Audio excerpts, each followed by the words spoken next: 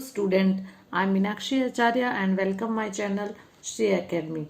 And now we starting the exercise 1.1 for class 9th and our topic is number system. Yes, our topic is number system. मैंने अपने introduction का जो video बनाया था उसमें बहुत छोटी छोटी चीज़ें बताई है और उसमें मैंने हर चीज़ कंसेप्ट को क्लियर कर दिया है. तो इस एक्सरसाइज को एक बार देखने से पहले मेरा इंट्रोडक्शन जरूर पढ़ें, वो आपके लिए बहुत हेल्पफुल रहेगा. तो हमारा जो क्वेश्चन है first is zero is a rational number. क्या जीरो रेशनल नंबर है? Can you right it in the form P upon Q. मतलब जीरो को पहले तो हमें ये बताना है कि जीरो रेशनल नंबर है या नहीं, और अगर है तो क्या हम उसे पी अपॉन क्यू की फॉर्म में लिख सकते हैं, हमें ये बताना है. तो पहले तो ये कि जीरो इंटीजर में आता है, इंटीजर में आता है ना, तो इसमें ये जो हम लिखते हैं जैसे सबसे पहले हम ये लिख सकते हैं कि yes zero is a rational number. Zero is rational number.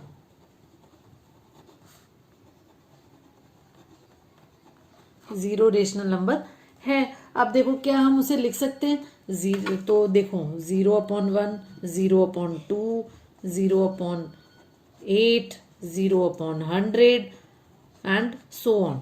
हम लिख सकते हैं क्योंकि अपॉन में क्या आ रहा है, अपॉन में कोई नंबर आ रहा है. अगर अपॉन में कोई नंबर आता है तो उसे हम रेशनल फॉर्म में लिख सकते हैं. तो इसका आंसर क्या हो जाएगा. बट हाँ, क्योंकि ये भी इंटीजर है और ये भी इंटीजर है, हम रेशनल नंबर क्या होता है जिसे हम पी अपॉन क्यू की फॉर्म में लिख सकते हैं.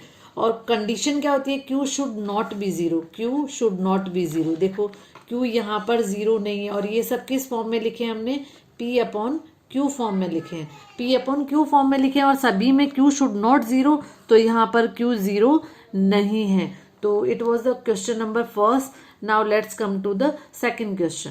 ये हमारा जो नेक्स्ट क्वेश्चन है, find 6 rational number between 3 and 4.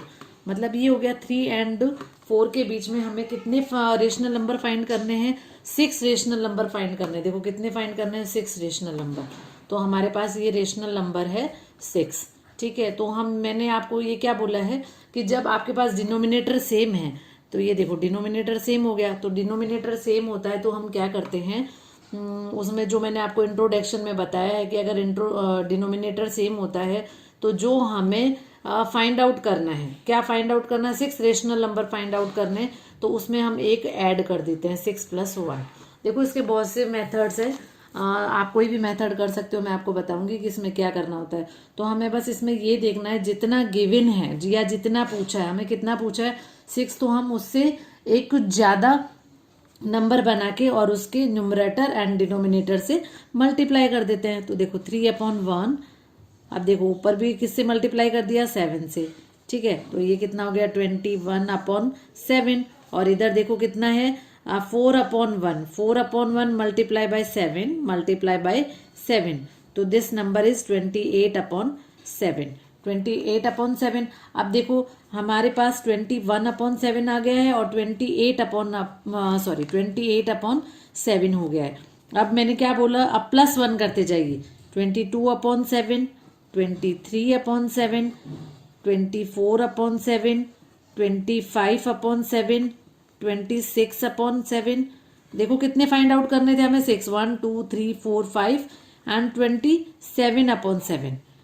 तो ये हमारे कितने हो गए हैं, 6 रेशनल नंबर है. तो उसमें हमने क्या किया, जितना हमें पूछा है, हमें कितना पूछा है, 6 पूछा है, तो 6 से एक ज्यादा प्लस करके हम ऊपर नीचे न्यूमरेटर एंड डिनोमिनेटर को मल्टीप्लाई कर देंगे. मल्टीप्लाई कर दिया. मल्टीप्लाई करने के बाद इन दोनों के बीच में जो नंबर होते हैं, क्योंकि ये आपको मालूम है, ये बहुत ही इंपॉर्टेंट लाइन है कि जो दो नंबर्स है, दो रेशनल नंबर है, उनके बीच में इनफाइनाइट रेशनल नंबर्स होते हैं. ठीक है, अब ये तो तुम्हारा किसका आंसर था, ये तुम्हारा बुक का आंसर था, लेकिन ये जरूरी नहीं है ना, इसमें बहुत से मेथड, उसमें बहुत से नंबर हो सकते हैं, वो मैं बताती हूँ कैसे होता है. अब देखो ये बहुत इंपॉर्टेंट लाइन है जो मैंने इंट्रोडक्शन में भी आपको करवाई है और वो मैं यहाँ पर आपको बता देती हूँ. There were infinite rational number, infinite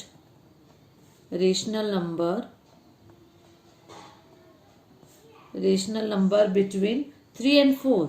बहुत से नंबर हैं ठीक है, अब वो आपका मेथड एकदम सही होना चाहिए, आप कैसे भी फाइंड आउट कर सकते हैं।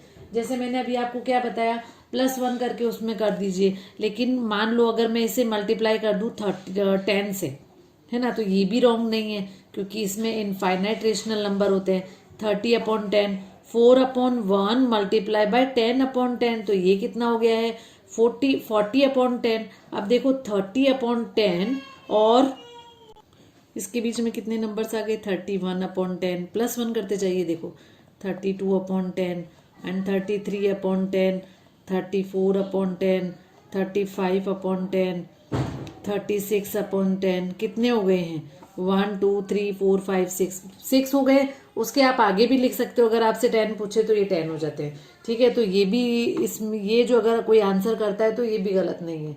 और third method is Midway method. ये इसमें थोड़ा 6 है, मैंने आपको ये बताया है कि अगर 2 या 3 हो तब वो थोड़ा इजी हो जाता है, अदरवाइज थोड़ा सा टफ हो जाता है। फिर भी मैं इसको आपको रिवाइज करवा देती हूँ एक बार, अगर कोई इससे करना चाहे तो। उसमें क्या था, r+s/2, ऐसा ही तो था। तो मैं इन दोनों को जोड़ती हूँ, देखो 3 + 4/2, तो कितना हो गया, 7/2। ठीक है, 7/2 मतलब ये जो नंबर हमारे पास फाइंड आउट होता है वो होता है 7/2। इट्स 7/2। अब हम क्या फाइंड करेंगे, अब हम फाइंड करते हैं इन दोनों के बीच का नंबर। अभी मैं इसमें 3 फाइंड कर देती हूँ, 3 आप फाइंड कर लेना। 3 + 7/2, ठीक है, /2। तो देखो 2 3 जा 6, 6 + 7 13, 13/2 × 2, तो कितना हो गया, 13/4। तो ये भी गलत नहीं है, हम इस तरीके से भी इसे सॉल्व कर सकते हैं। फिर अब इन दोनों के बीच का फाइंड करेंगे। हमने क्या फाइंड कर दिया ऐसे, 13/4। देखो पहले मैंने इन दोनों का फाइंड किया तो ये आया, अब इन दोनों का अगर हम फाइंड करते हैं तो ये आता है।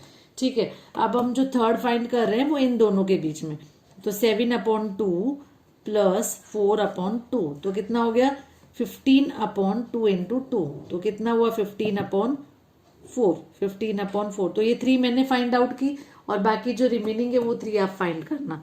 ठीक है, तो it was the question number 2 and now let's come third question. तो आई होप आपको मेरा वीडियो बहुत अच्छा लगा, बट मैं आपको फिर कह रही हूँ, नंबर सिस्टम देखने से पहले मेरा इंट्रोडक्शन जरूर एक बार देखना, उसमें हर कंसेप्ट को बहुत बारीकी से क्लियर किया है। मेरे चैनल को सब्सक्राइब करना ना भूलना। Thank you.